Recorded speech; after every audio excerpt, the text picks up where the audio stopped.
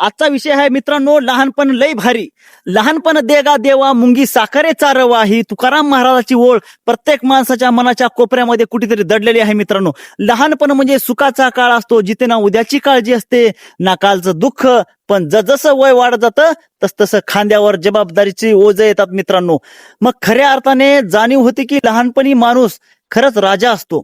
ना उद्याची चिंता, ना पैशाचा विचार, ना संसाराची जबाबदारी. फक्त खेळ, मस्ती आणि फक्त आनंद.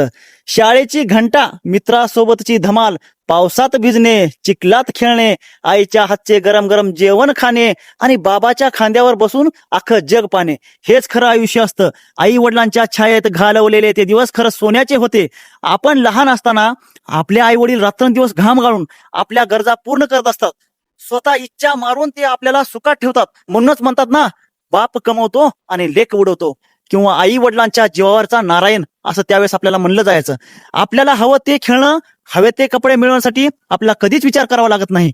बचपन की वो बारिश, वो कागज की नाव, ना चिंता थी कल की न गमाने का दबाव. वेळ जसा जसा पुढे जातो तसं आयुष्य बदलावं लागतं. शाळेची बॅग खाली ठेवून माणसं जबाबदाऱ्याचे ओझे उचलू लागतात. लहानपणी मिळणाऱ्या प्रत्येक गोष्टी मागे आई वडिलाचा घाम असतो, हे मोठेपणी आपल्याला नक्कीच समजतं. स्वतः कमवायला लागल्यावर पैशाची किंमत कळते. मग अंतरून पाहून पाय पसरावे ही मन आयुष्य शिकवते. आई वडील असताना माणूस कितीही अडचणीत असला तरी त्याला धीर देण्याचं काम आई वडील करत असतात, कारण मागे आधार असतो. लहानपणी हात धरून चालायला शिकवलं, मोठेपणी संकटात उभं राहायला शिकवलं. आई वडिलांनी आयुष्यभर स्वतः जळून आपल्या लेकराचं जीवन उज्ज्वल केलं. मोठेपणी प्रत्येक स्वप्नासाठी ही मेहनत करावी लागते.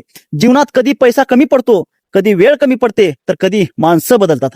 पण आई वडिलांनी दिलेले संस्कार माणसाला उभं राहायला शिकवतात. लहानपणी कुठलीच काळजी नसते आणि मोठ्यापणी जबाबदाऱ्या असतात. आई वडिलांचा आधार असतो फक्त लहानपणीच, पण मोठ्यापणी आई वडिलांच्या छायेत सुख अनुभवता येतं. तर मोठेपणी त्यांच्या कष्टाची किंमत पण समजते.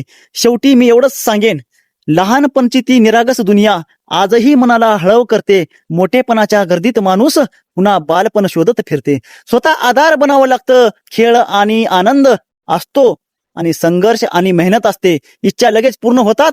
प्रत्येक गोष्टीसाठी कष्ट करावेच लागतात. अनुभवाने भरलेलं मन असतं.